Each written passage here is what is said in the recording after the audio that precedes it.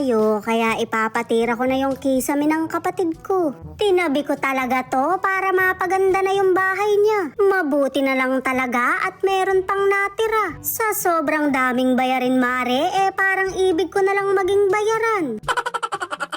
Inabot ko nga kay nanay yung pera para may ebidensya ako. Pagka naging ghost project to, ipopost ko na lang siya sa FB. Ay, mare, bobonggahan ko talaga yung caption dun. Scammer alert, nanay na kinupit ang budget. Pinambayad sa 5-6 dahil pagod na ng katatago.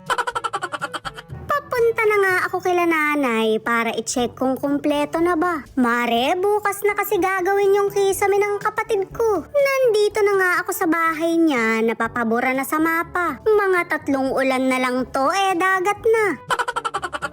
Pinabili ko na nga rin sila ng ilaw para maging aesthetic ba. Dilaw kasi yung kulay ng bumbilya niya, daig pa niya ang kiti. Kabod ka na lang talagang lalaki. Syempre, bukod sa mga ilaw na to, may kisame ding pang aesthetic. Uso kasi ngayon to dahil hindi mo na kailangang pinturahan. Ring at sakto dahil dumating na yung kapatid ko. Kung may tomboy na nakamiyo, may bading naman na nakafazio. Mare, yung kapatid ko. Kita mo naman ang kayabangan na idadaan na yung motor sa tulay niya.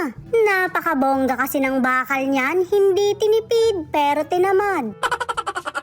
Napakaganda nga ng ngiti niya dahil magiging maganda na yung bahay niya.